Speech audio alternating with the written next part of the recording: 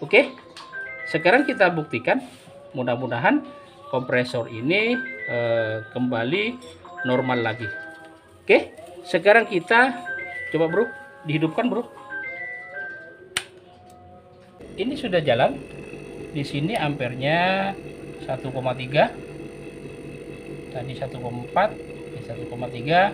Sekarang turun ke 1,2. Apakah ini kembali normal lagi ampernya atau tidak?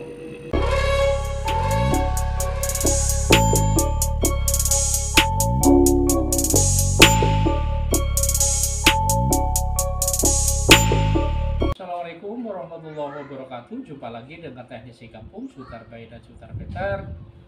Kali ini kita dapat panggilan ke daerah Lugundang ini, Atal Kandang. Kita lagi dapat panggilan servis freezer box. Dia kata yang punya kalau pas dicolokkan ke listrik PLN, freezer ini listriknya itu anjlok. Jadi kalau pas dicolokkan ke listrik PLN, listriknya itu anjlok. Dan pernah didatangin teknisi sebelah, jadi ini harus diganti kompresornya dan juga dimintain nggak sembarangan ya, ininya nominalnya itu tinggi. Pas mau dibelikan freezer box itu dapat yang baru. Oke, sekarang kita cek apakah permasalahan yang terjadi pada freezer box yang kalau dicolokkan ke listrik PLN ininya kilometernya itu jeglek. Oke, ikuti tutorial berikut ini. Jangan lupa like, share, dan subscribe channel kami Sutar Bayi dan Sutar Petar agar kami bisa berbagi rezeki, berbagi pengalaman dengan sesama yang membutuhkan. Semoga dukung channel kami diberikan rezeki yang melimpah Allah Subhanahu wa taala. Amin amin ya rabbal alamin. Oke, sekarang kita cek sama-sama apakah kerusakan yang terjadi pada freezer box yang seandainya dicolokkan ke listrik PLN itu jeglek. Oke, kita cek yuk. Oke, sekarang kita sediakan tang ampere untuk mengetahui arus masuk yang ke freezer boxnya. Nah, berapakah arus masuknya yang ke freezer box? Apakah itu normal atau tidak? Yang di freezer box ini tertera ampernya itu 0,9. Oke, sekarang kita colokkan apakah itu 0,9 atau di atasnya yang mengakibatkan listrik PLN itu jeglek. Oke, sekarang kita colokkan ke listrik PLN. Nah, di sini tertera 3,1. Jangan lama-lama. Di sini tertera 3,1.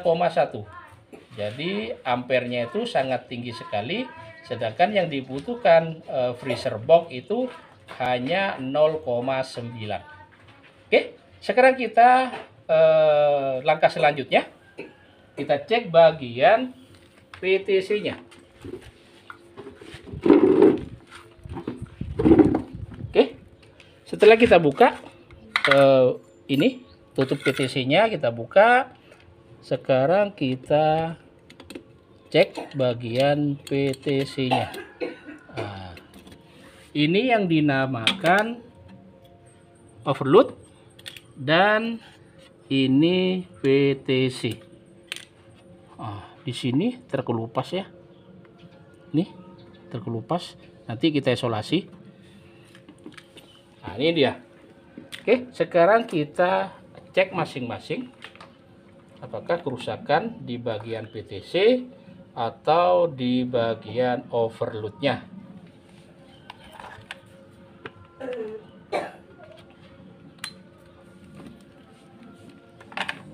Oke, pertama kita ambil PTC-nya, kita cek bagian PTC-nya, berapakah ini yang tertera di sini.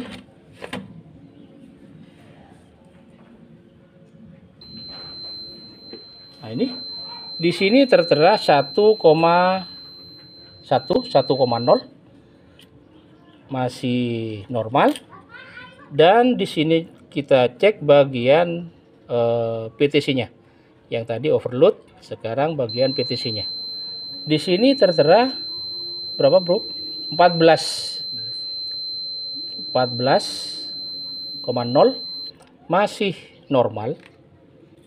Nah, sekarang kita sudah mendapat kesimpulan bahwa bagian kompresor ini dia itu kemungkinan besar di sana itu macet. Oke, sekarang kita cek juga bagian kumparan kompresornya yang ada di dalam ini. Kita cek dari atas ke bawah luar. Berapa, Bro? 28. 28. Terus atas dalam 19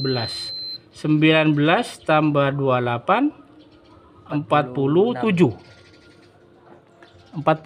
Nah, dan sekarang bagian bawah luar dan bagian bawah dalam berapa, Bro? 47. Pas.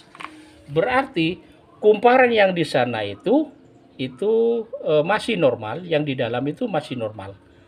Jadi kita punya rumus di sini, atas bawah luar ditambah atas bawah dalam itu harus sama dengan nilainya itu harus sama dengan bawah luar ditambah bawah bagian dalam. Sudah paham ya? Nah, sekarang kita sudah bisa mengambil kesimpulan bahwa kompresor ini bermasalah dikarenakan dia itu macet. Entah itu diakibatkan dari pemadaman listrik, kata yang punya kemarin-kemarin di sini ada pemadaman listrik, jadi kulkas ini, freezer box ini dia itu tidak dicabut. Itu sangat berbahaya. Ya. Freezer box, freezer kulkas biasa yang memakai PTC. Nah, yang memakai PTC seperti ini, dia itu ada jeda waktunya untuk menghidupkan normal kembali. Ada yang butuh 5 menit, ada yang butuh 8 menit. Ambil rata-rata biar aman, ambillah 10 menit. Seandainya perangkat itu mati, kita harus menunggu 10 menit untuk menghidupkan kembali. Dikarenakan dia dilengkapi dengan PTC. Biasanya kalau kulkas keluarga, freezer, itu biasanya ada bacaan di bawah, di atas kompresor itu ada bacaannya. Jika lemari es ini di off-kan atau dimatikan, membutuhkan waktu, ada yang 5 menit, ada yang 8 menit. Ambil rata-rata 10 menit biar aman.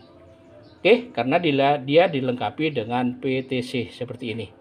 Ini PTC-nya yang butuh waktu 5 sampai 8 menit.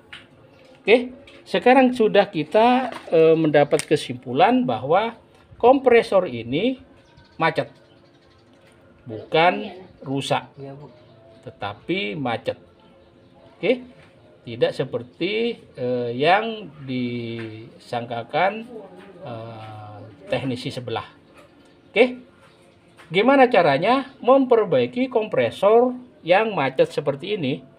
Kita sudah menyediakan alatnya, yaitu kita nanti sediakan kapasitor 250 mikro dan 250 volt untuk mengejutkan si kompresor ini. Oke, yuk kita ambilkan alatnya.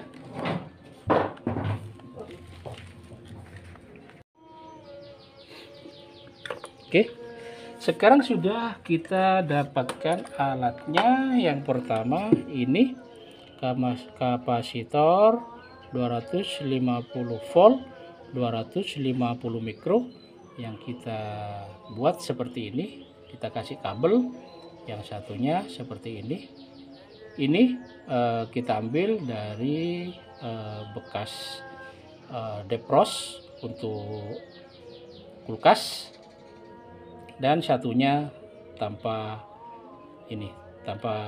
soket seperti ini. satunya biasa.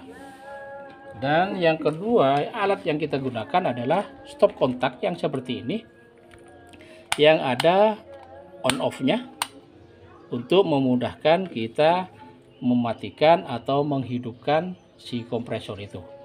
Dan cabangnya, nah, yang ini, yang satu cabangnya kita kasih soket bekas ini depros yang ke bagian heaternya. Kita potong, kita sambung. Satunya juga seperti itu, tapi yang di sini ini kita cabang. Oke, yang satunya pakai ini soket yang ke heater punyanya kulkas. Yang satunya kita ambilkan dari soket modul, bekas modul yang kita modifikasi, kita ambil soketnya ini. Oke, ini yang bercabang. Yang satunya langsung ke listrik PLN kayak gini. Oke, gimana caranya? Sangat mudah sekali. Yang pertama yang harus kita lakukan adalah kita pasangkan yang ini ke bagian bawah dalam. Oke, kita pasangkan bagian bawah dalam kapasitornya, yang satu yang ada soketnya itu, dan yang bercabang ini yang dari on off ini nanti yang ke listrik PLN. Yang satu cabangnya kita taruh di bagian atas yang langsung ke listrik PLN, kita taruh di bagian atas. Dan yang bercabang, nah, yang bercabang ini kita taruh di bagian bawah luar. Nah, kayak gitu. Kalau sudah terpasang, tinggal yang bercabang ini kita satukan dengan kapasitor. Ini hanya untuk menstarting si kompresornya. Oke, sekarang kita coba apakah ini berhasil atau tidak. Kita coba. Sini kita coba dari sini.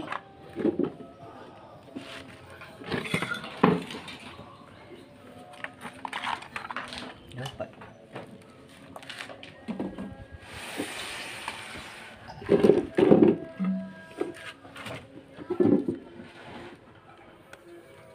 Oke, sekarang kita coba colokkan ke listrik PLN. Nah, seperti ini.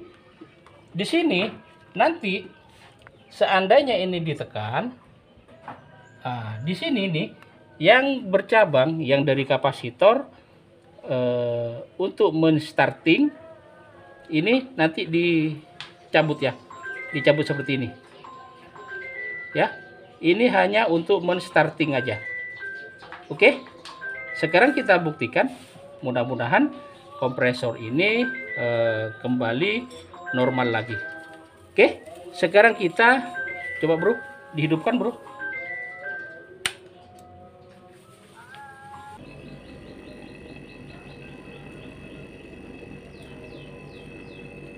Oke, ini sudah jalan. Di sini ampernya 1,3, tadi 1,4, 1,3, sekarang turun ke 1,2. Apakah ini kembali normal lagi ampernya atau tidak? Kita tunggu. Di sini kompresor ini sudah nyala. Kompresornya ini sudah nyala. Tinggal kita tunggu normal tidak normalnya kompresor ini. Oke, di sini sudah 1,2. Apakah ini turun lagi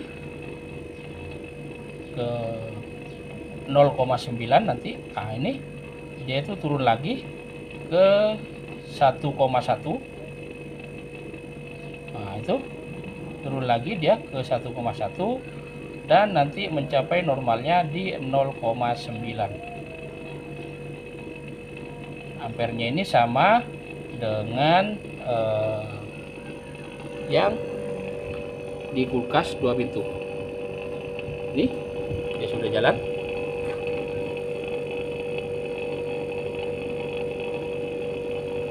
Nanti kita cek bagian-bagiannya, bodi-bodinya. Nanti kita cek. Coba dicek bro, pakai tes pen, biar tidak ada arus listrik yang ini yang ngalir, aman. Nanti kita cek bagian pinggir-pinggirnya. Biasanya bagian pinggir belakang ini panas. Kalau itu sirkulasi freonnya itu normal. Oke, kita tunggu sampai nanti apakah dia bisa mencapai 0,9. Kalau dia mencapai 0,9 berarti freezer box ini normal. Tapi seandainya tidak mencapai 0,9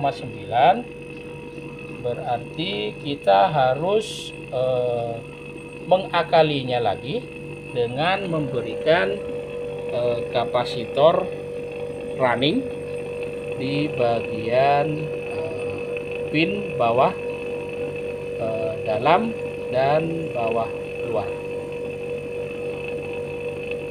Oke, mudah-mudahan tidak tersumbat ya di bagian pipa kapilernya ini. Mudah-mudahan tidak tersumbat. Dan kita cek bagian bodi pinggirnya. Di sini sudah mulai panas.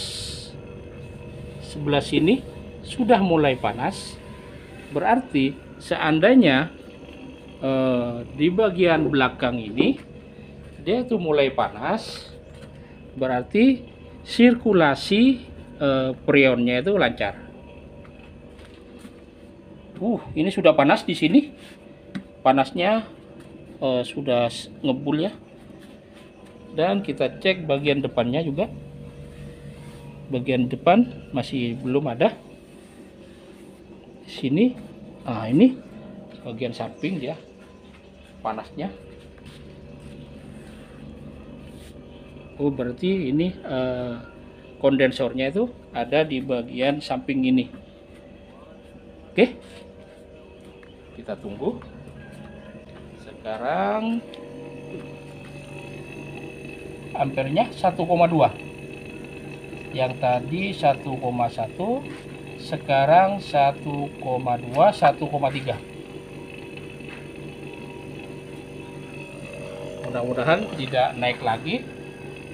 Kalau seandainya seperti ini, kita usahakan nanti dikasih kapasitor yang 3 mikro aja untuk menurunkan ampernya ini di 0,9.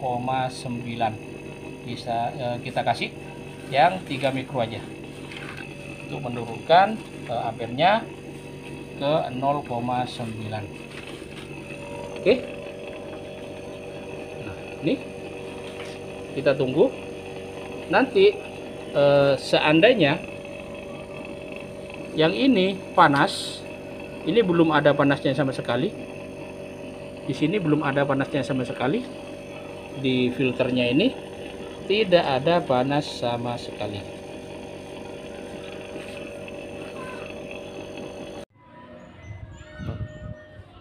Oke, mudah-mudahan unit ini kembali normal dan awet lagi. Jangan lupa like, share, dan subscribe channel kami seputar Pintar agar kami bisa berbagi rezeki, berbagi pengalaman dengan sesama yang membutuhkan. Semoga dukung channel YouTube kami diberikan rezeki yang melimpah Allah Subhanahu wa taala. Amin amin ya rabbal alamin. Oke, terima kasih. Assalamualaikum warahmatullahi wabarakatuh.